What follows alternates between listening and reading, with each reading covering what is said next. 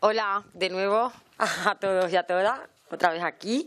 Estamos ahora con una mesa con la que me siento más identificada porque soy abogada también, y entonces hablamos de la ley Mordaza 9 años después. 9 años después. Leyes Mordaza, ¿no? Como decíamos antes, no es la ley Mordaza solamente la ley de protección de seguridad ciudadana, sino que estamos hablando de la ley de enjuiciamiento criminal, la reforma del Código Penal de 2015 y, todas las leyes que tenemos ahora mismo en vigor y que facilitan esa represión de la que estamos hablando en contra del activismo, en contra de la protesta. Y para eso tenemos aquí a expertos y expertas, estamos muy bien acompañadas. Y le quiero dar la palabra en primer lugar a Javier Raboso, que es sociólogo, pero también es responsable de campañas de calidad democrática, cultura y de paz y desarme en Greenpeace España, y también es miembro de la Comisión Legal Sol, surgida en el 15M, y forma parte también de No Somos Delito y Defender a quien defiende, que son dos plataformas que trabajan para la derogación de las leyes Mordaza, la denuncia de la represión también y la promoción del derecho a la protesta. Así que, Javier, cuando quieras. Gracias, Martina. Como somos varias personas hablando sobre un tema que es bastante acotado, voy a hacer un pequeño marco general de lo que supone en estos tiempos las leyes, como comentábamos, leyes Mordaza, para dar paso al resto de las intervenciones. A todas luces, y hoy especialmente esta semana, habida cuenta de lo que hemos conocido con los resultados electorales en algún lugar de este mundo, somos conscientes de que los regímenes iliberales, es decir, el contexto de la democracia liberal está en jaque, y poco a poco, a través de prácticas, discursos, legislación y finalmente el ascenso al poder de determinados perfiles, pues poco a poco las voces que disienten, las voces críticas, la protesta tan necesaria y que tanto ha construido durante décadas para avanzar en derechos y libertades, está puesta en jaque.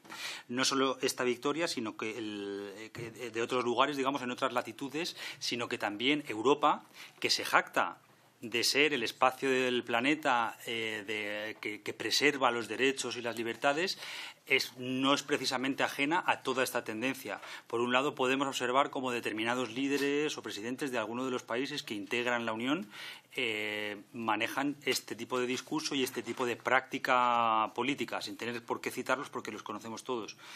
Y por otro lado, por supuesto,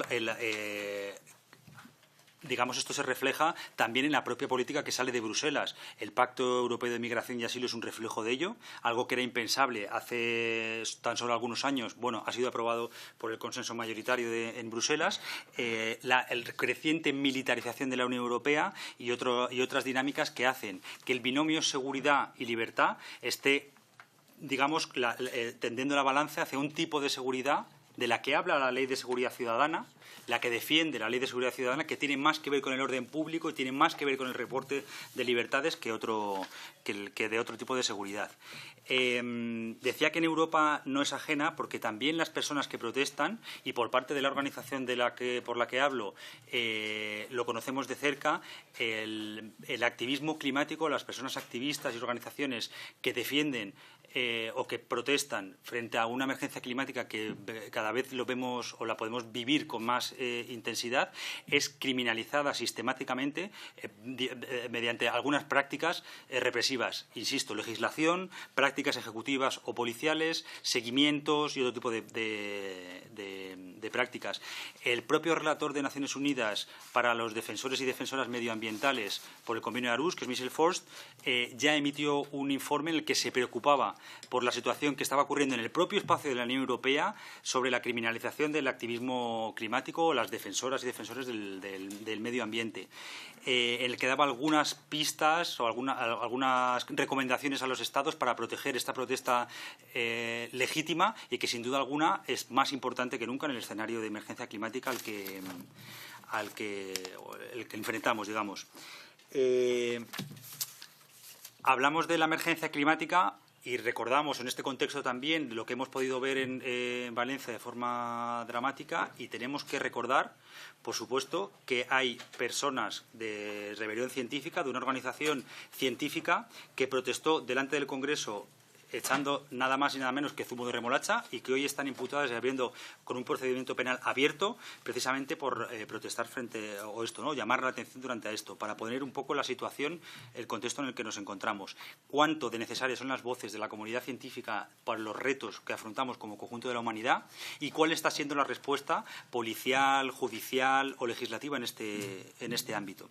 Decía que lo conocemos en primera mano porque, concretamente, Greenpeace somos la organización social en España con más personas en procedimientos penales o imputadas o causadas o sancionadas por realizar actos de protesta pacífica, como acciones directas no violentas, que sabéis que solemos emitir. Nosotros tenemos cierta capacidad de hacer frente a algunos de los procedimientos porque tenemos servicios jurídicos dentro de la propia organización, tenemos una cantidad X de recursos que podemos hacer frente a determinadas sanciones, pero este tipo de represión se cierne también sobre otras organizaciones que tienen menos capacidad de hacer las frentes. El resultado de todo esto es el silenciamiento de esas voces críticas tan necesarias para avanzar en derechos y libertades. Concretamente, una de las reformas que aquí nos une, o cuya oposición aquí nos une, es la ley, que es la Ley de Seguridad Ciudadana, que no en vano se llamó Ley Mordaza por algo. Llevó a la práctica lo que se dio en llamar la burorepresión, que es una práctica de represión o de silenciamiento que no abre portadas de periódicos, como sí lo hace la violencia policial o las altas penas de prisión para algunos activistas, pero individualiza el sufrimiento. Esto hace que, de alguna manera, uno, cuando va a las calles a protestar porque la subida de alquiler es sencillamente insoportable para muchas personas, tiene que afrontar al final de mes la subida del alquiler, la factura de la luz y la factura por haber protestado. 600 euros, 1.200 euros por haber protestado. Entonces, esto de alguna manera saca a gente de las calles y por eso precisamente lo confrontamos, ¿no? Concretamente, creo que me lo he dejado ahí, pero perdón el golpe de efecto. Es una mochila que está ahí mientras voy hablando. Sí. Te lo agradezco. En Greenpeace llevamos años trabajando por una ley que le llamamos al principio una ley antiprotesta, precisamente por este impacto que tenía, y dimos a sus señorías y publicamos una especie, hablando del mismo sentido, de Protest Box, que hace alusión a las Wonder Box, que alguna vez os habrá tocado regalar cuando no teníais idea de qué regalar, en la que decíamos, oye, regala un fin de semana de protesta pacífica romántico en pareja, te va a costar 600 euros. De alguna manera, lo que queríamos decir con esto es que la protesta, en vez de un derecho, se ha convertido poco a poco en un lujo al alcance de cada vez menos personas. Sin más, simplemente comentar ya en el tiempo que queda, cerrar la reflexión haciendo una alusión a una perspectiva histórica. Hemos visto lo que está ocurriendo en los Estados Unidos concretamente. En Estados Unidos, con los atentados de las Torres Gemelas en 2001, se publicó la Patriot Act, en la que un Congreso absolutamente impactado aprobó unas leyes que, en nombre de la seguridad, suspendió muchos derechos, precisamente en nombre de la seguridad, en este binomio de libertades y seguridad, ¿no? Bien, se prometió que esta legislación iba a durar poco tiempo, en tiempos de emergencia. El resultado es que 20 años después, muchas de las normativas de excepción que se aprobaron en aquel entonces hoy forman parte de la idiosincrasia de la democracia de los Estados Unidos. Todo esto para dar cuenta de que los pasos atrás en derechos y libertades fácilmente se dan para atrás y difícilmente se recuperan. Hoy, aquí, el año 2015 se aprobó una norma que por la cual mostró preocupación parte de la comunidad internacional y organismos internacionales, que mostraron precisamente su preocupación por ser el paso atrás más grande que se dio en nuestro contexto, en nuestra breve historia democrática, y hoy parece que se ha convertido en una nueva normalidad democrática en la que cualquier intento de reforma saca a la calle a sindicatos policiales como si antes de la ley Mordaza esto hubiese sido la selva, como si lo necesitásemos ya. El tiempo apremia, las legislaturas se agotan, los intentos ya se han dado, es momento Es momento de que este paso o esta ley que nunca debió nacer y estos pasos atrás que supusieron las leyes Mordaza se reviertan de una vez y consigamos avanzar en derechos y libertades. Muchas gracias.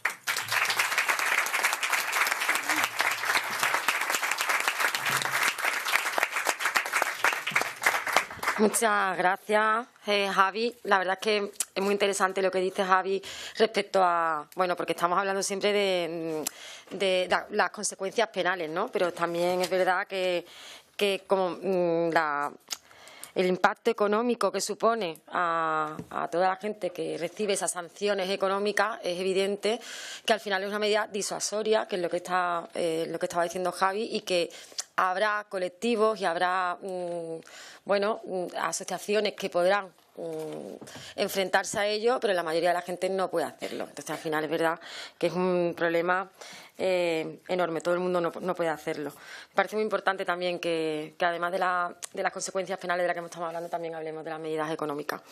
Y bueno, vamos a darle la palabra ahora a... hemos cambiado a Jaime Montero Román, que bueno, que él quiere que digamos solamente que es del equipo legal de Podemos, así, sin mucha, ¿no? Sin mucho... Eso soy. No, pero ya que estoy aquí, me dejáis un poquito de hacerle una consideración, darle las gracias desde Podemos por todo el trabajo que hacéis desde el equipo legal, porque a la vista están los resultados después de esas casi 30 querellas archivadas. Así que, de verdad, muchas gracias por cuidarnos a todas y a todos. Y tienes la palabra, Jaime. Gracias a ti, Martina, primero por confiar. Gracias a Podemos por organizar el acto, evidentemente, en el que nos encontramos. Gracias también a todos vosotros y vosotras, porque un viernes a las 4 de la tarde a mí se me ocurren cosas mejores que hacer, la verdad, que estar aquí. Pero bueno. Yo voy a intentar, perfecto. Yo voy a intentar poner un poco de contexto, ¿no?, a las leyes mordazas y en concreto a las diferentes leyes de seguridad ciudadana, leyes que supuestamente están destinadas a regular derechos ciudadanos, pero que en realidad lo que son leyes empleadas para limitar derechos. Me he hecho un PowerPoint porque no me he puesto, por cierto, por mirar el tiempo, vaya. Me he hecho un PowerPoint porque me gusta hacer PowerPoints y hacer las charlas con PowerPoint. Soy así de raro. Se consolida, digamos, este concepto de ley de criminalización de la protesta a través de la ley 1/92 de 21 de febrero sobre protección de la seguridad ciudadana, ley Corcuera, ley de la patada en la puerta, si os acordáis, en un momento un momento álgido de movilizaciones. Los más viejos del lugar se acordarán, el referéndum de la OTAN, la huelga del 14D, bueno, un montón de movilizaciones por la política laboral, por la deriva neoliberal que llevó el gobierno del PSOE.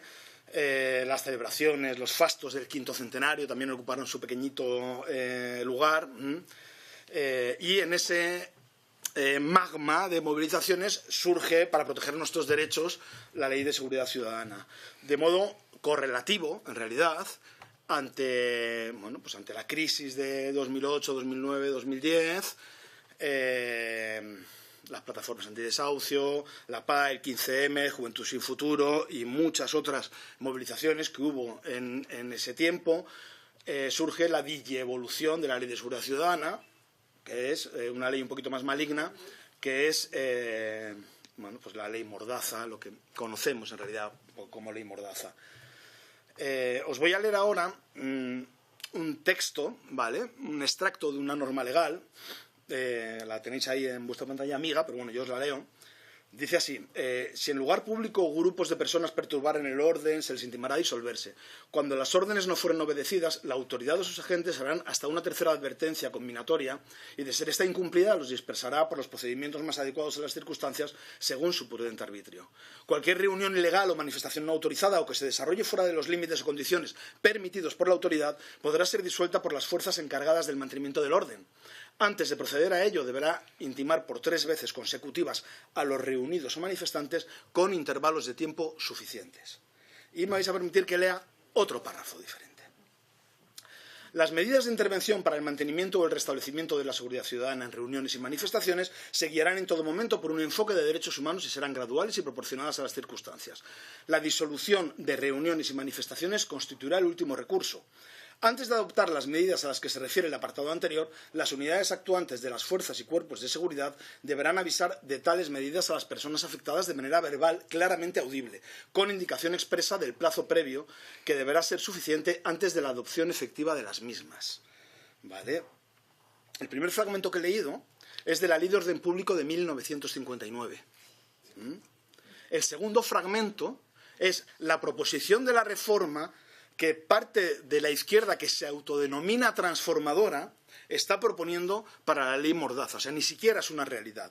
Es la propuesta que hace parte de la izquierda, de grupos parlamentarios que sustentan este gobierno, para regular los derechos de los ciudadanos. Es verdad que puede ser un poco demagógico plantear estos dos hitos como equivalentes, porque efectivamente los derechos no son los mismos los que había con la dictadura que los que hay ahora, esto es obvio. Pero existe un nexo común que va desde la dictadura hasta ahora, que es que nos movemos en ese marco, nos movemos en el marco del orden público, de la seguridad ciudadana, como coartada para perseguir, impedir, obstaculizar, criminalizar, como veis en el PowerPoint, la participación política de la ciudadanía. Y lo que hacemos desde las izquierdas, supuestamente transformadoras, es intentar matizar ese marco, ¿vale? Ese marco heredado del franquismo, ¿vale? Un marco con 2 elementos, como veis. Uno de ellos son las sanciones, de esto se ha hablado ya mucho, que disuaden el ejercicio de derechos fundamentales, y otros son la burocratización del ejercicio de esos derechos a través, por ejemplo, de la solicitud de comunicación para las manifestaciones, como modo de obstaculización, ¿vale? Entonces, yo planteo, la izquierda tiene que salir de ese marco. La izquierda tiene que no pedir la derogación de la Ley de Seguridad Ciudadana, no. Que salga de la Ley de Seguridad Ciudadana todo lo que sea regulación de derechos fundamentales. La Ley de Seguridad Ciudadana está las personas que llevan armas, si lo entendemos así, las personas que consumen drogas en la vía pública, insisto, porque esto es otro debate que no vamos a abrir hoy, pero espectáculos públicos, ¿vale? Es decir, la Ley de Seguridad Ciudadana está para regular problemas de seguridad ciudadana, no para regular derechos fundamentales, ¿vale? Y a todos se nos viene a la cabeza, si quitamos la regulación, ¿qué pasa? Barricadas, lesiones, tirar piedras. Para eso tenemos el Código Penal. Todas esas conductas con las que la televisión se ensaña, no en las manifestaciones de los partidos de fútbol, no, en las manifestaciones para conquista de derechos políticos. Todas esas imágenes, ¿no?, impactantes, todas esas, de hecho, no se utiliza la ley Mordaza para nada, se utiliza el Código Penal. Y se va por la gente a través del Código Penal. Ya está regulado, todo eso ya lo tenemos regulado. Sobra la Ley de Seguridad Ciudadana para regular eso, ¿vale? No sé cómo... tengo un montón de tiempo, vale. En definitiva, yo propongo salir de ese marco y creo que la izquierda debe salir de ese marco, no intentar matizar ese marco, ¿vale? Y me he preparado una cosa curiosa, para no pisar a nadie, ¿vale? Es una cosa un poquito también de contexto. Esta noticia la da el diario.es cuando entró en vigor la ley Mordaza, ¿vale? Es un artículo que podéis buscar en internet, asesorada por una compañera nuestra, por Isabel Elval. Hace este artículo, digamos, poniendo unos puntos, más allá de las sanciones, que era lo evidente, poniendo unos puntos sobre a qué derechos fundamentales afectaba la ley Mordaza, ¿vale? os voy a ir, son 5 puntos, os los voy a ir diciendo muy brevemente, ¿vale? El primero es el registro de infractores, el derecho que afectaría al derecho a la no discriminación y a la privacidad, que la proposición que está ahora mismo en trámite parlamentario lo mantiene, no lo toca, ¿vale? El segundo sería el valor de presunción de veracidad que se da a las declaraciones policiales en los expedientes administrativos, que el proyecto de reforma también lo mantiene, solo que incorpora una frase que debe referirse a hechos coherentes, lógicos y razonables. A este respecto tenemos que decir que quién va a valorar la coherencia, la razonabilidad o el carácter lógico de ese testimonio. Evidentemente la propia Administración, que es juez y parte, que este es uno de los problemas reales que tenemos en la aplicación de cualquier norma administrativa, ¿vale? El tercero es la existencia de principios indeterminados. Bueno, os invito a que lo leáis porque es inherente a la propia ley y a la propia reforma. Quiero decir, se ponían 2 ejemplos en el propio artículo. Uno es la perturbación de la seguridad ciudadana, que se incorpora ahora además como infracción cajón desastre, infracción grave cajón desastre, porque se han eliminado algunas otras, de modo que todo revierte aquí. Y la segunda es la falta de respeto, que esta sí que se afina un poco más y se hace referencia a los insultos y las injurias dedicados a los agentes de la autoridad. En cuarto lugar, la identificación y cacheos preventivos y específicamente la posibilidad de retener preventivamente por un máximo de 6 horas, que ahora va a ser 2 horas y excepcionalmente 6 horas, que todos sabemos lo que ocurre con estas excepcionalidades. ¿La quinta? Coño, la quinta no. Perdonad, la quinta, como he hecho el PowerPoint esta mañana, la quinta es la prohibición de grabar agentes de policía. No lo he metido. La prohibición de grabar agentes de policía, que en la reforma antigua se nos dice que se puede realizar cuando considere que pone en peligro su seguridad. En la ley, antes de la reforma, en la reforma se nos matiza del siguiente modo: que genere un peligro cierto a su seguridad personal o familiar o de las instalaciones protegidas o haya puesto en riesgo el éxito de una operación. Quiero decir que hasta ampliamos el marco de la capacidad de grabar o de sancionar por grabar a la policía que va a tener la propia policía. En definitiva, salirse del marco, no matizar el marco. Y con esto ya termino y ahora sí puedo poner esto. Fin y muchas gracias.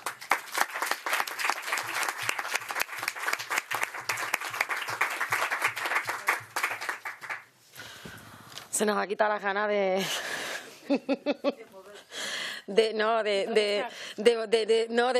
votar a favor de la reforma de la ley de seguridad ciudadana, evidentemente. Pues ahora vamos a hablar con Nuria Pasamón. Ella pertenece a la Asociación Libre de la Abogacía, que es una asociación progresista de carácter independiente de cualquier grupo político o de cualquier organización. Tienen un funcionamiento donde hay varias comisiones jurídicas de trabajo que abarcan pues diferentes ramas del derecho. Y la Comisión de Penal pues tiene como objetivo velar por el cumplimiento y la garantía de los derechos y las libertades de las personas en el ámbito del derecho penal. Así que encantada de que estés aquí, Nuria. Muchas gracias. Muchas gracias por invitarnos. Lamentablemente voy a decir algo que ya sabemos y no sé si se dice lo bastante. Bueno, sabemos que en el año 2015, en ese contexto de protestas sociales y crisis, asistimos con estupefacción a una serie de reformas tanto en el orden penal como en el orden administrativo. Dado que vengo en nombre de la Comisión de Penal, me voy a circunscribir a unos aspectos en concreto y aprovecho el marco que me ha dejado Jaime para decir que esta reforma de 2015 lo que buscaba no era la convivencia, sino un reforzamiento, en nuestra opinión, exacerbado del principio de autoridad, precisamente para poner fin a estas protestas sociales. Bien, inmediatamente grupos políticos, entre los que se encontraba Podemos, guiño, guiño, se comprometieron a derogar la Ley de Protección de Seguridad Ciudadana cuando hubiera un Parlamento sin una mayoría absoluta del PP. Este compromiso se hizo público también de forma reiterada por el PSOE como una promesa electoral. Ha transcurrido legislatura y media de gobierno, estupendamente progresista, y seguimos con lo mismo, no se ha tocado nada. Se mantienen unas normas en nuestro ordenamiento jurídico que vulneran de forma flagrante los derechos fundamentales recogidos en nuestra Constitución, pero en especial la libertad de expresión en todas sus manifestaciones, que es lo que se atacaba con estas reformas. Bien, las tres ideas básicas en las que me quiero centrar precisamente son en el ámbito penal el principio de intervención mínima y que es vulnerado por esa reforma del Código Penal de 2015. En segundo lugar, quiero hablar de la doble sanción de conductas.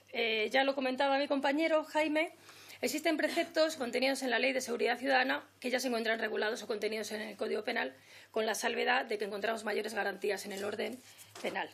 Y, en tercer lugar, resaltar que, dado que en el ordenamiento administrativo esas garantías procesales son mucho menores, en caso de que se mantuviera esa doble sanción, es decir, que no se derogue o esa ley o esos preceptos sobre el orden público, consideramos indispensable que se suprima la presunción de veracidad de los agentes de la autoridad. De lo contrario, nunca existirá igualdad de armas para ejercer la defensa frente a la propuesta de estas sanciones. Por tanto, principio de intervención mínima, dobles sanciones y la presunción de veracidad de los agentes. Estas tres ideas. En ALA, como penalistas defensoras, realmente estamos por la erradicación de la penalización de las conductas en general. Directamente habría que suprimir ese título 12 del Código Penal que es referido a los delitos de orden público. Pero es que además este principio de mínima intervención se encuentra íntimamente ligado al principio de proporcionalidad. Y sin entrar demasiado en la teoría, sí quiero que entendáis esto de la proporcionalidad, la balanza de la justicia. La proporcionalidad tiene como objetivo garantizar que cualquier medida o intervención estatal sea adecuada para los fines que persigue, pero no debe nunca desbordar. Ese exceso estaría prohibido. Por tanto, la criminalización excesiva de conductas, esto es introducir nuevos tipos penales o tipos agravados con penas más altas que trajo la reforma, no estarían justificadas conforme a estos principios. Hay un exceso como hemos dicho, de sobrecarga punitiva. En el aumento de las penas, por ejemplo, citaremos el tipo agravado con los desórdenes públicos, artículo 557 bis 3. Dice que cuando los hechos se lleven a cabo en una manifestación o reunión numerosa, se eleva la pena de 1 a 6 años de prisión. Es desorbitado. ¿Por qué? Es evidente el foco en el entorno de la protesta social y hacia los grupos de manifestantes, lo que supone un grave ataque al derecho de manifestación y, por tanto, a la libertad de expresión. Porque, como decía Javi, hay grupos que no van a poder con esas sanciones o con esas penas, que no se lo van a poder permitir. Es el efecto chilling, que se dice en inglés, o efecto desaliento, ya lo sabemos, lo hemos oído 1000 veces, y está funcionando, o sea que está funcionando. Es preocupante también en el orden penal el exceso en cuanto a la ampliación del sujeto pasivo en los delitos de atentado. ¿Y qué se entiende por autoridad?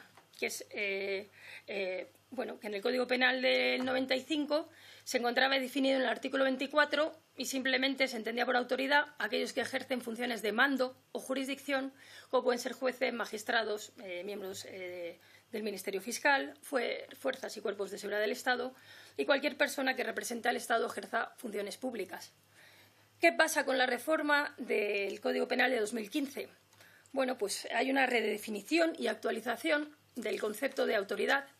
En esta actualización se amplió el alcance del término para incluir también a los miembros de corporaciones locales, alcaldes y concejales, y aquellos que desempeñan funciones públicas en determinadas situaciones, así como bomberos y vigilantes de seguridad.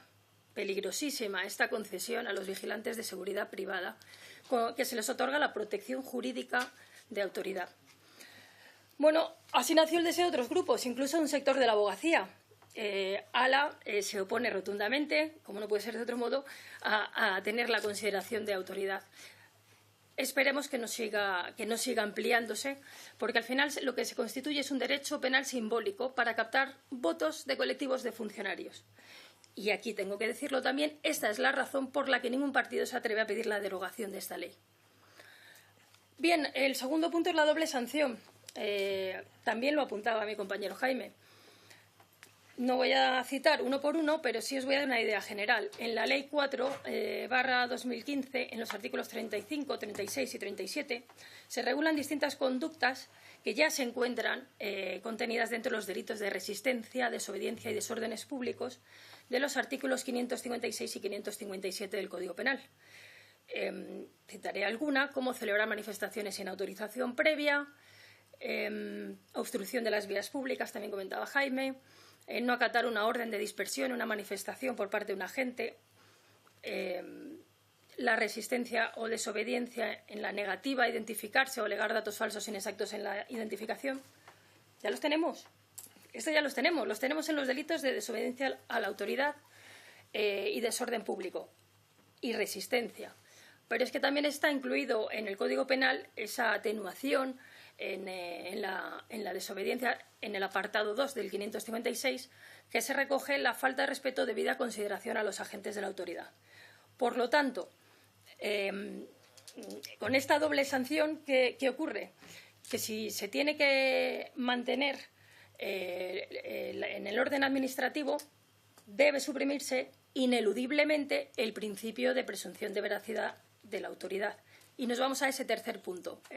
La supresión de este principio se encuentra regulado en el artículo 52 de la Ley de Seguridad Ciudadana. Y es especialmente alarmante, puesto que permite que las denuncias formuladas por los agentes en el ejercicio de sus funciones sean consideradas prueba suficiente para sancionar al ciudadano, a menos que éste logre presentar pruebas en contrario. Esta situación creo que es evidente. Crea una desigualdad de armas procesal que vulnera derechos fundamentales inherentes a la tutela judicial efectiva protegidos por el artículo 24 de la Constitución. Es lo mismo que estaba diciendo Jaime. No nos hemos puesto de acuerdo, ¿eh? Creo que estamos en esa línea. Bueno, como decía, la única opción viable es eliminar esa presunción de veracidad automática de los agentes para que la carga de la prueba recaiga en el órgano sancionador. Y solo con esto se garantizaría un juicio un trociento más justo y transparente. Y siguiendo en esta línea, ya para acabar, aprovechamos para subrayar la necesidad de derogar la prohibición de gravar a los policías, así como de regular la identificación de la policía.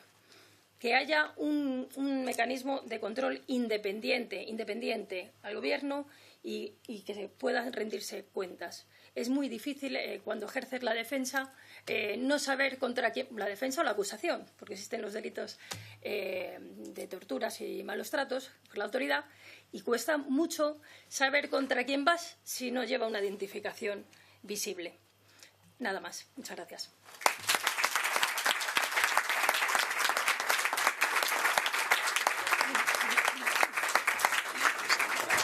Muchísimas gracias, Nuria.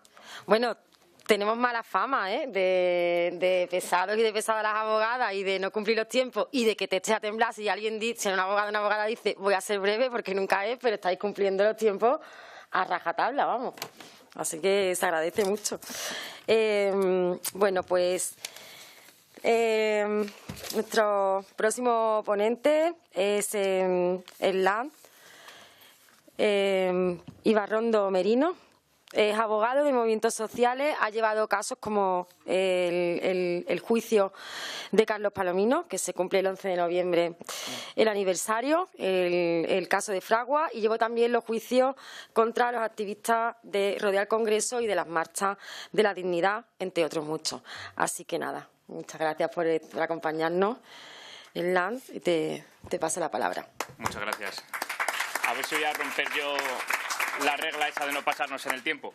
Bueno, primero como nos han pasado ellos, pues te puedes utilizar un poquito más. No. Primero, agradecer que nos hayáis invitado. También pues me ha dado mucho gusto compartir la mesa con personas con las que he estado en otras situaciones un poco más complejas. Incluso en otras dependencias del Congreso hemos estado y hemos llegado a salir. Y hemos compartido manifestaciones y hemos compartido pues otros sitios que eran un poco más complejos. Me gusta la definición que han puesto de mí aquí en el papel, lo de abogado antirrepresivo, porque me enorgullece, porque al final pues, la represión es el instrumento que tienen los poderosos para mantener sus privilegios. Entonces, defender a los que son reprimidos para mí es un orgullo. Yo me voy a salir un poco igual, voy a hablar de otro contexto diferente al vuestro, porque los compañeros que tengo aquí técnicamente son mucho mejores que yo y van a poder explicar mucho mejor lo que es la ley Mordaza, pero sí que me gustaría un poco definir para mí lo que significa la represión y lo que ha significado esta reforma, esa reforma que hubo, por qué se realizó la ley Mordaza y explicar un poquito qué pasó antes. No me voy a retrotraer tanto como Jaime, pero para situarlos. Para mí la represión tiene como 4 patas, luego tiene muchas aristas, pero tiene 4 patas, sobre todo. Tiene la mediática, tiene una pata judicial, tiene una pata policial y tiene una pata legislativa y política. Yo me voy a quedar con la mediática, luego explico lo demás, pero la mediática me parece que tiene una trascendencia, sobre todo para unas generaciones que son las que estamos aquí, que somos las generaciones a las que nuestros abuelos y nuestras abuelas nos contaban que se escondían de los bombardeos de los fascistas en el metro, que son las que nuestras madres y nuestros padres no hablaban de política con nuestros abuelos por lo que había pasado, aquellos hijos de madres y padres que habían peleado durante la transición, pero no para que se perpetuase luego el régimen del 78, y llegamos nosotros que aprendimos a base de golpes, porque no teníamos ninguna referencia en lo institucional y fuimos creciendo poco a poco. Fuimos creciendo con campañas como Eduardo García Libertad, Cándido y Morala, íbamos aprendiendo lo que era esto y empezamos a sufrir una represión diferente, no solamente cuando éramos sujetos activos de los supuestos delitos, o sea, que cuando cometíamos delitos, sino cuando éramos víctimas de los delitos. Y ahí me quiero detener y luego lo concateno con lo siguiente. Hacia una parte de la población ha existido la represión aún siendo víctima de. Nosotros hemos ido creciendo, asesinaron a Lucrecia Pérez, asesinaron a Guillén Agulló en Valencia, asesinaron a Richard en Alcorcón, Santi al final falleció, mataron a Aitor Zabaleta, mataron a Carlos, mataron a Jimmy y otras muchas personas que me dejo. Y sorprendentemente había un nexo común en todo esto. Y cuando miramos hacia atrás vemos que no solamente ha pasado aquí. Y era la criminalización hasta de la propia víctima. Los medios de comunicación consiguieron que en todos esos asesinatos las víctimas fuesen al final, tuviesen que defenderse de las acusaciones que las realizaban hacia ellas. Para mí hay un ejemplo paradigmático y puedo ir de lo concreto a lo genérico con esto. Cuando mataron a Carlos, que el lunes hace 17 años, hay manifestación a las 7 como siempre. Los titulares de la prensa era que Carlos era un joven radical, que su familia era de izquierdas, que su abogado, que era yo, era un ultra. Algo sorprendente cuando habían asesinado a un niño que tenía 16 años. Esa pata mediática de la represión tiene una trascendencia fundamental, porque si miro hacia atrás, en el año 1980, cuando mataron a Vicente Cuervo en Vallecas, el titular del periódico era que era una pelea entre extremistas. Nosotros, además de aprender a golpes, hemos sido crédulos, porque éramos chavales y éramos crédulos. Yo me acuerdo de en esa época, Mercedes Milá nos dijo, oye, chicos y no tan chicos, voy a hacer un programa especial con lo que ha pasado con Carlos, diciendo lo que supone ser las víctimas del fascismo, cómo han matado a un chico por ser antifascista, cómo han matado a un chaval por ir a una manifestación contra el racismo, y voy a hacer un programa especial sobre esto. Nosotros, la madre Carlos, todos crédulos, confiamos en ella. Y yo luego me acordaba, el titular del periódico en 1980 con el asesinato de Vicente Cuervo era pelea entre extremistas. El titular del programa de Mercedes Milá, casi 30 años después, era los extremos se tocan. Era tan sorprendente eso que al final hemos aprendido a base de golpes. Pero la pata mediática de la represión tiene una trascendencia que yo creo que está por encima incluso de las otras. Y esto lo concateno con lo que pasó previamente a la reforma de la Ley Orgánica de Protección y Seguridad Ciudadana y la reforma del Código Penal, que cuando se hablaba de la reforma, cuando se hablaba de la Ley Mordaza, yo decía, ostras, la Ley Mordaza no solo es lo administrativo, es lo penal tiene una trascendencia fundamental. ¿Por qué se cambia el Código? ¿Por qué se modifica el Código Penal? Antes del año 2015 están las marchas por la dignidad. Hay una huelga general. Se detiene a Alfon en una huelga general con una acusación que, bueno, cada uno puede sacar sus conclusiones. Yo, como fui su letrado, lo tengo claro. No había hecho nada y estuvo 4 años en prisión. Lo digo porque como hemos tenido la oportunidad de ver a otras personas que están pasando por lo mismo ahora, para que tengamos un poco de memoria, porque lo que nos ha pasado a nosotros, por lo menos a mi generación, es que no hemos tenido capacidad de socializar lo que nos estaba pasando. Y hemos estado huérfanos de todo apoyo institucional. Nos hemos guiado siempre, y muchos de los compañeros que están aquí, con el apoyo mutuo y la autogestión. Y con eso hemos tirado para adelante. Pero hemos estado huérfanos de apoyo institucional. Yo creo que es importante conseguir socializar lo que ha pasado para que no vuelva a repetirse, o por lo menos para que si nos vuelva a repetir tengamos la experiencia de lo que había pasado.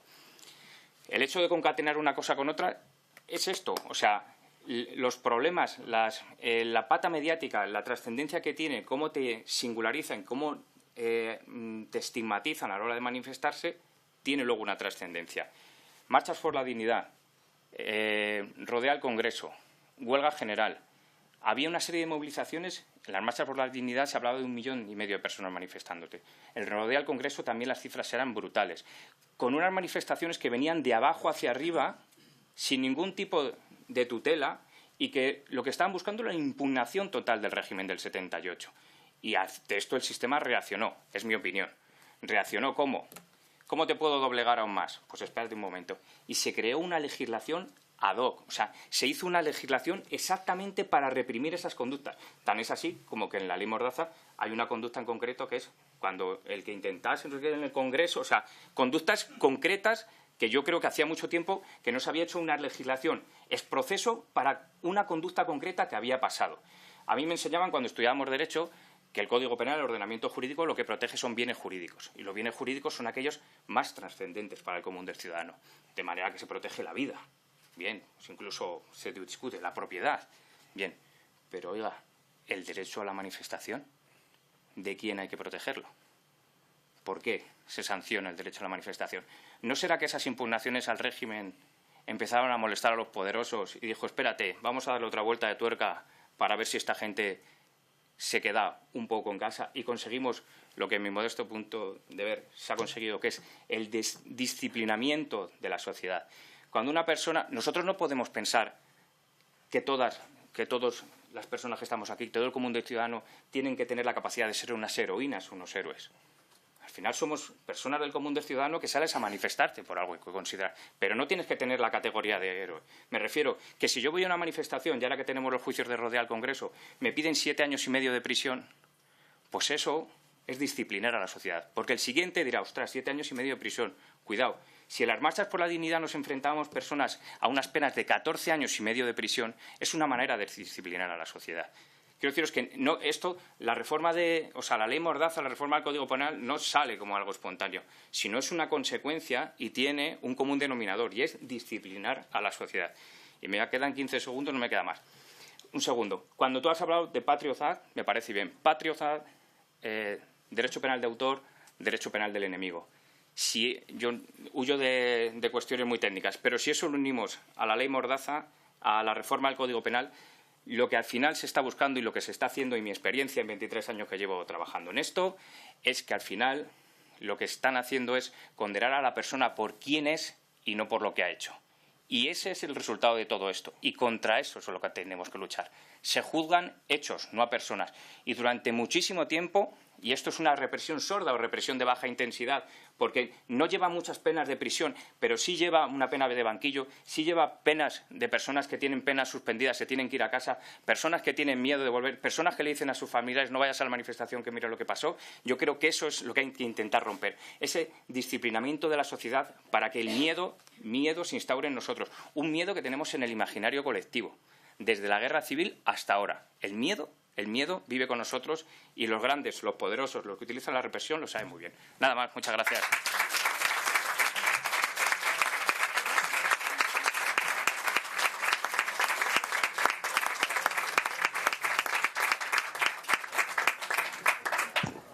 Bueno, por algo le hemos puesto abogado antirrepresivo, ¿no? Aquí lo podemos comprobar. Bueno, ahora vamos a ir con Daniel Fernández, de No Somos Delito. Es un activista que, bueno, desde que se creó la plataforma en 2013, esta plataforma nació como respuesta de múltiples colectivos y organizaciones a los ataques contra los derechos fundamentales que supusieron la aprobación de las leyes Mordaza, ¿no? Como decía también el compañero Erland, pues es verdad que al final son leyes que están hechas ad hoc directamente, justo como respuesta de lo que estaba pasando. Y bueno, esa ley Mordaza, que entre las que se incluyen, pues lo que estamos diciendo, ¿no? La Ley de Seguridad Ciudadana, la reforma del Código Penal y, bueno, desde No Somos Delito llevan ya pues más de 10 años luchando por unas leyes que no coarten, sino que garanticen la libre expresión de derechos. Así que adelante, Daniel. Muchas gracias por acompañarnos hoy. Muchas gracias a ti por la presentación, muchas gracias por la invitación a No Somos Delito. Yo no soy jurista, yo soy psicólogo, así que lo que he pensado es, en vez de hacer un relato desde ese punto de vista, y además teniendo a mi lado, a mi izquierda, yo creo que una de las personas que más sabe sobre las leyes Mordaza en general en España, pues no tenía mucho sentido. Así que lo que voy a hacer va a ser contar un poco lo que hemos hecho No Somos Delito desde antes de la aprobación de la ley, pero principalmente desde 2015. Entonces, No Somos Delito, como habéis comentado, somos una plataforma, estamos formados por organizaciones y colectivos. De hecho, estoy acompañado por No Somos Delito por muchos lados. Y llevamos trabajando, como comentas, más de 10 años, 11 años en contra de las leyes Mordaza. De hecho, desde que se tuvo conocimiento del anteproyecto de la Ley de Protección de la Seguridad Ciudadana y de la reforma del Código Penal, nuestra labor se ha desarrollado en diversos frentes. Tenemos una parte de análisis jurídico que la lleva a cabo un grupo de análisis que todavía sigue funcionando y que de hecho tenemos nuevas incorporaciones incluso aquí dentro de la sala. Pero también hemos desarrollado labores de incidencia política y de movilización. Siempre nuestra actuación se ha llevado entre dos aspectos que pueden parecer contradictorios, pero yo entiendo que no lo son. En primer lugar, el de la urgencia de la derogación de las leyes Mordaza. Desde el principio hemos entendido que desde la aprobación de las leyes ha tenido efecto desde su entrada en vigor, y no solamente desde la entrada en vigor, desde antes, desde el anuncio ya se ha producido ese efecto de desaliento en la movilización ciudadana en otros ámbitos, pero posteriormente ha sido constante el efecto a través de las sanciones, a través de las condenas, así que hemos entendido que tenía que tener un lugar prioritario tanto en la agenda política como en la negociación y en los trámites parlamentarios.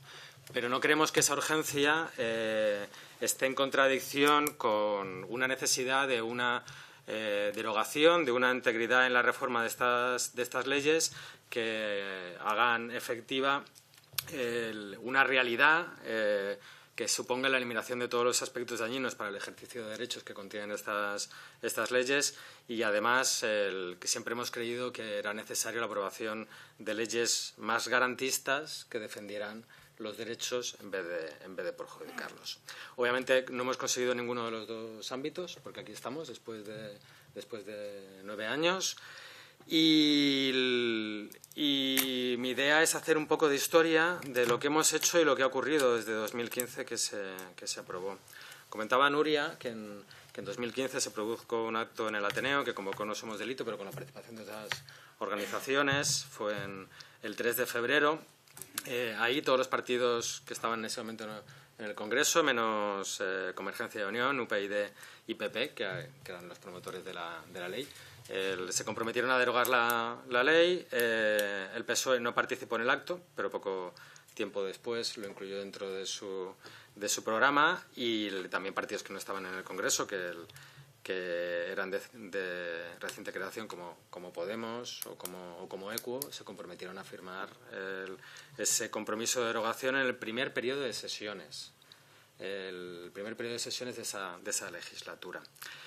¿Qué ha ocurrido después? ¿Qué ha estado caracterizado toda la tramitación de los diferentes intentos de reforma dentro del Congreso? Pues, en primer lugar, un alargamiento de los trámites, tanto los trámites de presentación de enmiendas como la negociación posterior, como las negociaciones por parte de la ponencia dentro de las comisiones se han alargado durante meses, si no años. Ha habido un principio que era el de la vuelta a la ley Corcuera. Siempre se ha negociado y desde los primeros textos, propuestas legislativas presentadas, la base era la ley Corcuera o la misma ley de protección de seguridad ciudadana, en vez de buscar una alternativa completamente nueva para afrontar la reforma. Y por último, ha habido una constante influencia por parte del Ministerio del Interior. Esto es una cosa que no se puede negar. Estaba hablando con Sara antes del comienzo de la intervención. El proyecto de ley de seguridad ciudadana se aprobó con un proyecto, la ley se aprobó con un proyecto que provenía del Ministerio del Interior, que provenía del Gobierno. Y el Ministerio del Interior no ha intervenido en los trámites parlamentarios a continuación, no ha intervenido de forma real, porque no se ha presentado ningún proyecto posterior por ninguno de los posteriores gobiernos, pero que no haya intervenido de una forma legal y en la tramitación no significa que no haya intervenido de otras formas y que haya tenido influencia en todo lo que ha sido las negociaciones y los trámites. Podemos dividir en dos partes, en dos etapas, lo que ha sido el transcurso de la negociación para la derogación de la ley. En primer lugar, de 2016 a 2019. No solamente hicimos un acto en el Ateneo, hicimos un acto en el Congreso poco tiempo después, en el que también se estableció el compromiso de derogación. En mayo de 2015 participamos en una petición a la Defensora del Pueblo para que se hiciera un recurso de inconstitucionalidad de la ley. Promovimos una serie de mociones municipales para pedir la derogación de la ley Mordaza, con múltiples ciudades uniéndose a esta petición de derogación. Y posteriormente, ya en 2016, hicimos un acto en el Congreso que fue muy paradigmático, porque 5 activistas de No Somos Delito fuimos identificados en el mismo acto del Congreso, porque nos fuimos a hacer una fotografía después del acto en las escaleras del Congreso, y la policía a continuación nos pidió la identificación. Menos mal que había una serie de diputados presentes que consiguieron que esa identificación no se tradujera en multas. Y poco tiempo después vimos como tanto el PSOE como el PNV presentaran 2 proposiciones de reforma de la ley que introducían algunas medidas garantistas, pero que el 70% dejaba la ley prácticamente intacta. En marzo de 2017 hicimos ya un análisis de esas reformas, y con unas jornadas que realizamos en el Matadero nos dimos cuenta que tal vez sería necesario empezar de cero y empezar la redacción de una ley que llamamos ley de bases. Empezamos a hablar así sobre la ley, o un libro blanco, que se acabó convirtiendo en un proyecto de ley que nunca ha salido de nuestros pads, de nuestros documentos internos, en un proyecto de ley que era lo tengo aquí, el nombre que teníamos, del ejercicio de derechos fundamentales y libertades públicas, que siempre lo hemos pensado que era el momento idóneo para presentarla, pero que se ha quedado ahí en el papel y que nunca ha llegado a ser realidad. Pero también con múltiples organizaciones acordamos 10 puntos básicos de mínimos que tendrían que estar incluidos dentro de las leyes para que fuesen unas leyes realmente garantistas, en junio de 2018, y en julio de 2018 hicimos otro nuevo acto en el Congreso. Estamos muy acostumbrados a tener estas etiquetas del Congreso y venir a hacer actos propios o participar en actos ajenos. Finalmente, en noviembre se produjo una comparecencia en la Comisión de Interior por parte de mi compañera Sara López en ese momento. Pero, sin embargo, otra de las constancias dentro de estos años es que llegaron unas nuevas elecciones generales, se terminó la legislatura, y ahí ya, con un cambio de gobierno a partir de 2019, empieza la segunda etapa, que es desde 2019 hasta... Voy a quedarme en el año 2023 para que mi compañera Sara avance desde ahí. En 2019 el PNV volvió a presentar la misma proposición de ley que se había presentado anteriormente y empezó un periodo de presentación de enmiendas. Ahí sí que hay que recordar que en 2019 hubo un primer acuerdo entre PSOE y Podemos, un acuerdo de enmiendas conjuntas al que posteriormente se unió el PNV. Acuerdo que nosotros respondimos también con informes y con diversas correcciones que entendíamos que eran necesarias para que el texto fuese correcto. A continuación, en 2020, pasó lo que todos sabemos que pasó, una pandemia, pero por desgracia en ese momento estas leyes se siguieron aplicando. Y no solamente se aplicaron, sino que también a través del estado de alarma se siguieron imponiendo sanciones, no solamente por el ejercicio de los derechos de manifestación, sino también en situaciones en las que personas que no tenían, que necesitaban de apoyo humanitario eran ayudadas por otras personas en un ejercicio de autoorganización y las mismas, estas personas eran sometidas a sanciones. Y en ese momento No Somos Delito también mandó una carta al ministro del Interior y al vicepresidente del Gobierno pidiendo que se hiciese especialmente atención con estas personas. Finalmente, en 2021, estos trámites que se habían llevado de enmiendas se cerraron y a partir de diciembre de 2021 se constituyó una ponencia en la Comisión de Interior, que trabajó en el desarrollo de una nueva propuesta hasta el año 2023 y en el 14 de marzo hubo un dictamen que no se aprobó finalmente porque no hubo acuerdo con dos grupos parlamentarios. Y finalmente, después de la convocatoria de elecciones en el 23 de julio, hay un nuevo gobierno que sale de esas elecciones, hay un nuevo Parlamento y nosotros ya antes de que se convocaran pedimos que la ley se derogara en 6 meses, plazo que obviamente se ha consumido. Y en julio hicimos un nuevo acto en el Congreso en el que pedimos de nuevo la derogación y básicamente ahí estamos. Así que nada, muchísimas gracias.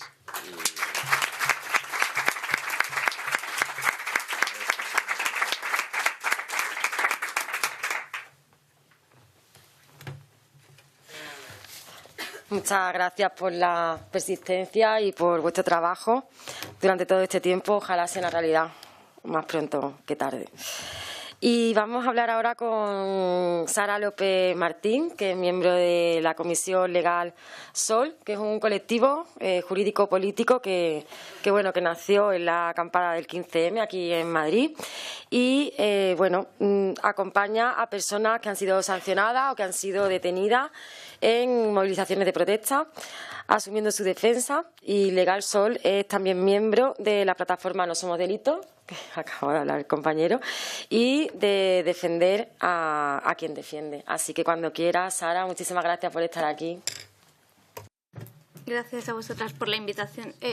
Lo cierto es que ya no sé muy bien desde qué lugar hablo, porque la endogamia y la plurimilitancia hace que en esta mesa haya varios miembros de ALA, varios miembros de Greenpeace, varios miembros de Comisión Legal Sol y varios miembros de No Somos Delito, con lo cual, pues ahí están. Pero bueno, como miembro de Comisión Legal Sol llevamos 13 años recurriendo sanciones, primero por ley Corcuera y luego por ley Mordaza. Hemos recurrido varios miles de sanciones, llegando casi a los 10.000, diría yo, con lo cual alguna experiencia acumulamos en procedimientos sancionadores y desde No Somos Delito somos parte del grupo de análisis, que es este grupo que analiza las proposiciones de ley y hace contrapropuestas para hacer incidencia parlamentaria estatal o internacional. Entonces, quería contaros en qué punto estamos respecto de la reforma de la ley y cuáles son las dificultades que vemos en la proposición que está sobre la mesa, o por lo menos en la apoyada por la mayoría de los grupos. Creemos que estamos ante probablemente la última oportunidad de reformar la ley y también creemos que se puede hacer mejor de lo que tenemos sobre la mesa. Ahora mismo, lo voy a intentar explicar muy brevemente, pero para que entendáis cuál es el debate ahora en el tema. Lo que se discute es, hay dos proposiciones de ley, una, bueno, en realidad son tres, porque Sumar presentó una en mayo, pero luego no la ha metido a trámite, hacia 4 modificaciones menores. Grupo Mixto, con la firma de Unidas Podemos a la cabeza, presentó otra en junio, que tampoco la habéis presentado a trámite. Y en octubre, PSOE, Sumar, PNV, Esquerra, Bildu y BNG han presentado una proposición de ley que lo que hace es, partiendo del informe de la ponencia de la Comisión de Interior de 2023, que no se aprobó, y no se aprobó porque había discrepancias en torno a 4 puntos por parte de Bildu y Esquerra, que eran 4 puntos que para nosotras eran muy relevantes, que eran la desobediencia, las faltas de respeto, las balas de goma y las revoluciones en caliente. Al no haber acuerdo sobre esos 4 puntos, se levantaron de la mesa y entonces no hubo ponencia de Comisión de Interior, ¿no? Entonces, no hubo acuerdo en la ponencia. Entonces, partiendo del mismo texto, se ha presentado una proposición que hace 5 modificaciones. 4 que tienen que ver con esos puntos y una que no tiene que ver con esos puntos, que tiene bastante sentido común porque suprimen la infracción de desórdenes públicos, que, como ha dicho Nuria, es muy parecida al delito de desórdenes públicos y la verdad es que es muy difícil saber cuándo se aplica uno u otro, con lo cual la arbitrariedad policial es más fácil de aplicar ahí. Pero bueno, en relación a los 4 puntos que se llamaron de la discordia, como creemos que se puede hacer mejor, aquí apelamos al margen que puedan tener el grupo que nos invita y el resto de grupos parlamentarios a afinar mejor el contenido de los artículos. O sea, en relación a las faltas de respeto, nosotras creemos que este es un artículo que debería ser suprimido. Y lo creemos básicamente, en primer lugar, porque en 2015 se suprimieron de la reforma del Código Penal las faltas de respeto a las injurias entre particulares. Y, sin embargo, en ese mismo año se mete en esta ley las faltas de respeto y consideración no a cualquier agente de la autoridad, no a médicos, no a profesores, no a fuerzas y cuerpos de seguridad del Estado que ya tenían un artículo en el Código Penal que sancionaba las faltas de respeto. Con lo cual, no entendemos por qué solo se protege a este colectivo profesional, porque además no hay datos estadísticos que avalaran esta necesidad. Quiero decir que la memoria de la Fiscalía General del Estado de 2014 ni siquiera recoge datos de la aplicación del artículo 634 del Código Penal, que se derogó luego, que era el que regulaba eso, ¿no? Y no lo recoge porque eran tan pocos que no lo hacían necesario. Y, de hecho, los datos luego nos demuestran, ¿no? En 2015, con la ley recién aprobada, se impusieron 3.000 sanciones, pero el año pasado se impusieron 22.000. Quiero decir que ha sido la propia existencia de la infracción la que ha permitido que se multipliquen por 1.000 las sanciones. Eso nos hemos vuelto todas locas con todo cariño y nos hemos puesto a insultar a la policía como cosa que no es una opinión nuestra, en realidad tampoco esto de la necesidad de suprimirlo. Esto lo ha dicho también la Comisión de Venecia del Consejo de Europa en su informe del 2021, lo dijeron la Comisaria Europea de Derechos Humanos en su visita en 2022, lo ha dicho el Comité de Derechos Humanos en su último, en el sexto informe periódico sobre España. Y bueno, lo cierto es que la proposición de ley no suprime. Lo que hace es modificar y modifica desde nuestro punto de vista a veces de manera insuficiente, a veces de manera un poco peligrosa. Por una parte, las faltas de respeto y consideración se convierten en insultos o injurias. Ya existe un delito de injurias a la policía en el Código Penal, que eso también lo decía Nuria, en el 556.2, con lo cual, bueno, esto de abrir la posibilidad de la discrecionalidad policial para que vaya a un lado o a otro, pues hace la cosa compleja. Pero es que además se utilizan, como decía Jaime, conceptos jurídicos indeterminados, ¿no? Se dice, por una parte, que no toda o insulto o injuria, sino que tienen que ser expresiones relevantes, y la relevancia como sabréis, en virtud de esta presunción de veracidad la decide la policía, con lo cual mal vamos, y también decide la policía si es un insulto o una injuria o una disconformidad con un mandato o un ejercicio fundamental del derecho a la libertad de expresión. Y adivinad qué van a decidir, claro. Entonces, creemos que estas salvaguardas que se meten en el articulado, que esto sucede con varios de los artículos, no sirven de nada mientras permanezca la presunción de veracidad. Y en este sentido lo que estamos planteando es, si no se suprime la presunción de veracidad de la ley, que debería suprimirse para todas las infracciones, por lo menos debería suprimirse para aquellas en las que colisione con el ejercicio de derechos fundamentales. Porque hay unas cuantas infracciones que tienen que ver con derecho de reunión y libertad de expresión, en las que la presunción de veracidad, porque por mucho que diga la ley que si presentamos prueba se podrá destruir la presunción de veracidad, lo cierto es que presentamos prueba continuamente, presentamos prueba testifical, documental, de todo tipo, y siempre prevalece la presunción de veracidad de la gente porque se ha ratificado en su informe. Con lo cual, o sea, el derecho a la prueba en el procedimiento sancionador es prácticamente nulo. Entonces, tenemos un problema serio con esto. Además, en la propuesta se introduce la posibilidad de que se suprima la infracción si media la retractación o la disculpa. Yo sobre la retractación no me voy a pronunciar porque todavía tiene un pase, pero lo de la disculpa abre un escenario muy plausible para potenciales humillaciones que todas podemos imaginar. A ver, que no lo he oído, dilo más alto. ¿Cómo? Que lo siento. A ver, ¿cómo? O sea, esto puede ser bastante peligroso. Entonces, cuidado. Y lo digo sobre todo porque esto sí que viene de la proposición que presentó Podemos en mayo. O sea, este trozo se ha cogido de vuestra propuesta. Entonces, cuidado con esto porque puede ser problemática.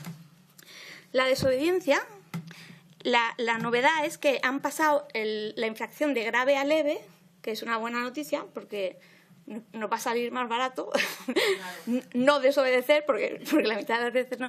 Pero bueno, sigue siendo una mala noticia que los conceptos que regula la infracción sean tan vagos. Nuevamente, esto ha sido esta infracción, junto con la anterior, con la de falta de respeto, o sea, el examen periódico universal ha dicho que son las dos infracciones que más vulneran el ejercicio de derechos fundamentales, y ha habido recomendaciones aceptadas por el Estado español de supresión. O sea, la Comisaría Europea, la Comisión de Venecia, todos los organismos internacionales de la galaxia han dicho que por favor se eliminen estas dos infracciones, pero esto no sucede. ¿Qué tenemos? Tenemos 4 conductas en esta infracción. Entonces está la desobediencia, y aquí la salvaguarda para que sea más garantista es que tiene que ser clara. Nosotros decimos que la claridad aquí aporta cero claridad, porque que la desobediencia sea clara lo decide la gente actuante. Como mínimo, pedimos que sea reiterada, porque esto además lo recoge la Instrucción 13/2018 de la Secretaría de Estado de Seguridad, que es la que da los criterios sobre cómo se tiene que aplicar la infracción, que dice que por lo menos no basta con una primera desobediencia, ¿no? Pero bueno, sigue siendo la reacción bastante intangible, y desde luego el margen de gradación entre infracción de desobediencia y delito de desobediencia nuevamente queda en manos de la gente actuante. La resistencia pasa lo mismo con la oposición corporal. O sea, nosotras decíamos, por lo menos que sea oposición física activa, por lo menos que haya algún tipo de intención de, yo qué sé, pero bueno, nuevamente es difícil distinguir esto de la resistencia leve y de la resistencia grave en el Código Penal, con lo cual nuevamente tenemos un amplio margen de discrecionalidad para aplicar la infracción o el delito.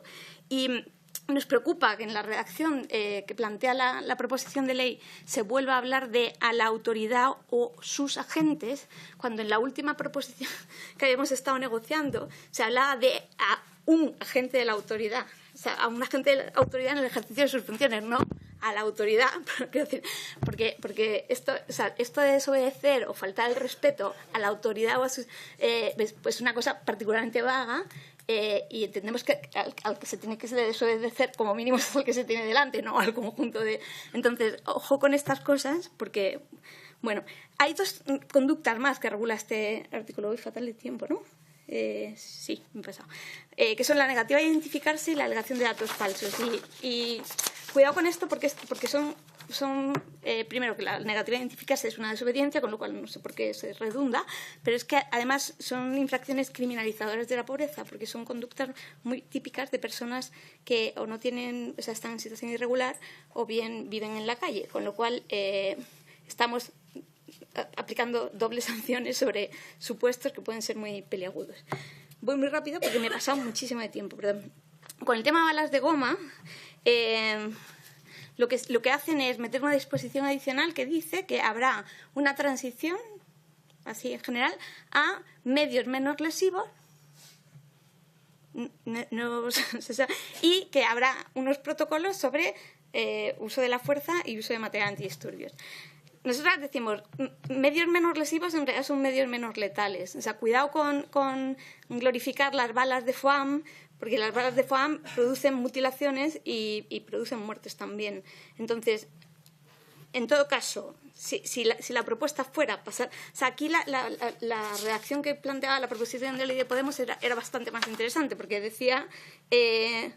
o sea, la prohibición de balas de goma o de cualquier otro instrumento o producto que pueda producir amputaciones o la muerte de una persona, con lo cual sacaría FOAM de en medio, pero pistolas Taser, este tipo de cosas. Pero bueno, lo que decimos es, los protocolos policiales de uso de la fuerza tienen que ser públicos, tiene que participar la sociedad civil y expertas en su elaboración. Los medios menos lesivos también habría que sacarlo de medio. Esto tiene que estar sometido a control parlamentario, tiene que estar calendarizado, porque no sabemos qué plazos maneja Interior para hacer esta transición.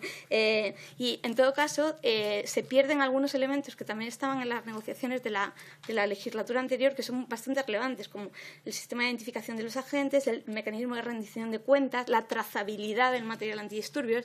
Y con esto me refiero a que cada bala de goma o de FOAM o de lo que sea vaya identificada para que se pueda saber quién es el agente que la disparó, etcétera, etcétera, ¿no? Pero bueno, y último, devoluciones en caliente. Lo que dice la proposición de ley es que en el plazo de 6 meses hará una reforma de la ley de extranjería que garantizará los derechos de las personas migrantes, cosa que nos preocupa porque se suponía que la ley de extranjería, entre otras cosas, estaba para eso. O sea, si realmente ahora hay que garantizarlos, bueno, en fin, no voy a hacer bromas. Aparte de los derechos de las personas migrantes, regulará también la de los solicitantes de protección internacional, ¿no? Y lo que dice básicamente es que podrán pedir asilo en lugares ubicados en los puestos fronterizos, que es una cosa muy de agradecer, porque normalmente la gente se suele tener que jugar el tipo para esto, pero... O sea, nuestra posición en esta es bastante clara. Las devoluciones en caliente tienen que ser suprimidas porque no garantizan el derecho de las personas solicitantes de protección internacional y, desde luego, no garantizan el derecho a la integridad de las personas migrantes en general. No se ha incluido una cosa que está sobre la mesa en la legislatura anterior, que era una condición suspensiva que había propuesto el PNV, y es que si en el plazo de 6 meses no se hacía esta modificación, se suprimiría las devoluciones en caliente. Y esto ha volado del mapa. Decimos, tiene que prevalecer el principio de no devolución, es decir, que si hay riesgo de que me torturen o me maten en el país al que me pretenden devolver, esto no se produzca. Y esto se tiene que traducir en medidas concretas, en que haya derecho a asistencia letrada, en que haya derecho a intérprete, en que haya posibilidad de recurrir la denegación. Es que todo esto no se dice. Que se pueda solicitar asilo en embajadas y consulados de España en el extranjero, que dirán que no está regulado reglamentariamente, pero esto se ha hecho cuando hubo que traer a gente desde Afganistán, lo recordáis, ¿no? O sea, que cuando les interesa se puede hacer, cuando no les interesa no se puede hacer. Y otras cosas, como por ejemplo garantizar el derecho a la integridad de las personas que cruzan la valla, que digo yo que después de lo de la masacre de Melilla en 2022 hubiese sido de buen gusto establecer algunas medidas como qué tipo de material antidisturbios es mejor no usar en frontera, o yo qué sé, digo cosas que han dicho relatores o comisarios europeos, por ejemplo, que se prohíba expresamente imponer infracciones por el artículo 36-23, es decir, a personas que documentan las vulneraciones de derechos humanos en frontera sur, o sea, que esté expresamente prohibida que se impida la toma de imágenes en este contexto para poder documentar la actuación policial. Eso lo ha dicho el redactor especial sobre los derechos de las personas migrantes. Que se garantice que las autoridades extranjeras no cometan violaciones de derechos humanos en territorio español. Que esto sucedió en la masacre de Melilla, en la que las fuerzas marroquíes entraron, la Guardia Civil le abrió la puerta para que entraran al tejado del territorio español a bajar a migrantes a hostias. Que se investiguen de manera pronta e imparcial las denuncias de excesos policiales, o como dice el Comité contra la Tortura de Naciones Unidas, y con esto acabo, pues que haya un reglamento de control de garantías específicas y que haya un mecanismo independiente con capacidad de suspender las decisiones negativas de rechazo en frontera. Y, además, que todas estas medidas se apliquen a deportaciones express, a devoluciones en territorio de chafarinas, en el mar, etcétera, etcétera, ¿no? Porque en esto también no se aplica la sentencia del Tribunal Supremo. Y con esto me callo, perdonadme el rollo, pero eran las críticas que tenemos a la redacción.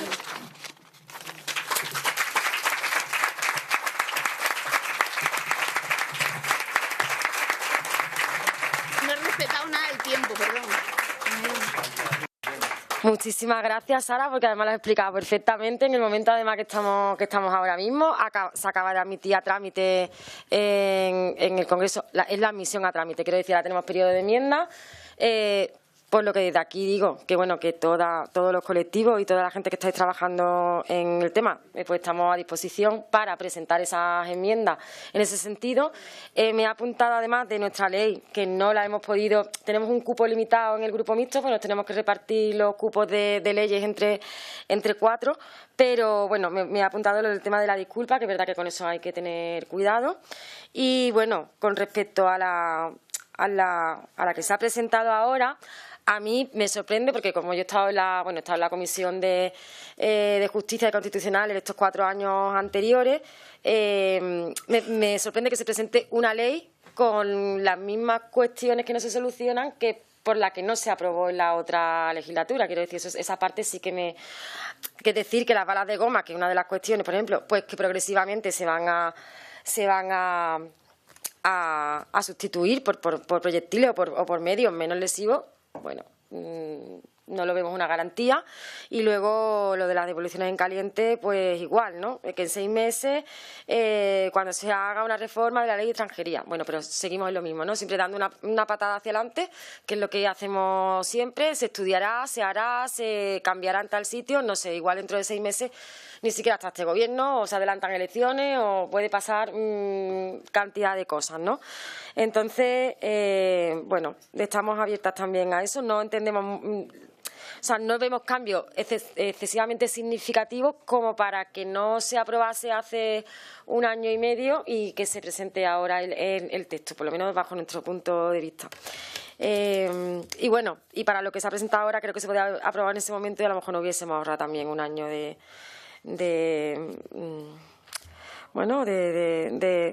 esa represión. Bueno, pues preguntas de Pablo. No, es que digo por tiempo. No, sí, vamos como vamos de tiempo. No hay tiempo, ¿no? ¿Una sola? Rápida. Es que como no hemos podido al final en ninguna mesa, no de cosa. Yo te quería preguntar.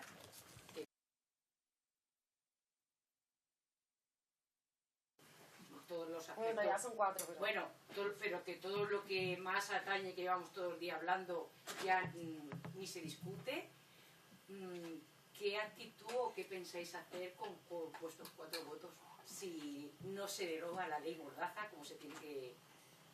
No se va a derogar, o sea que va a ser una reforma, pero eso ya lo sabíamos, quiero decir desde antes, no hay una derogación completa de la ley como tal, y si no teníamos que haber hecho lo que decía Jaime, que es directamente meternos en otro marco, no seguir con el que teníamos y modificarlo.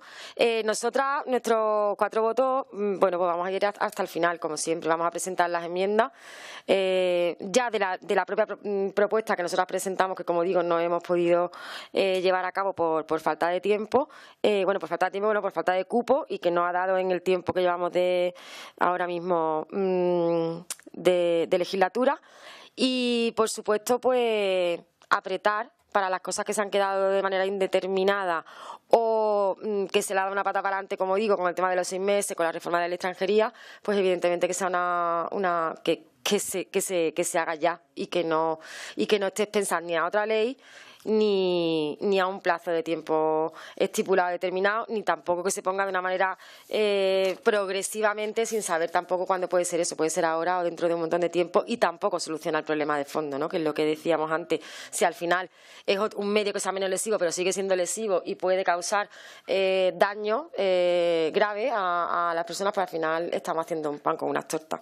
Bueno, pues nosotros vamos a pelear hasta el final, vamos a presentar todas las enmiendas, nos ponemos a disposición de los colectivos, de las asociaciones. Somos solamente una herramienta, como sabéis, aquí en las instituciones para llevar la voz y para llevar las propuestas, así que estamos a disposición para cuando vayamos a presentar las enmiendas que nos mandéis todas las propuestas que tengáis, que hayáis trabajado desde los colectivos como siempre habéis hecho. Así que muchas gracias.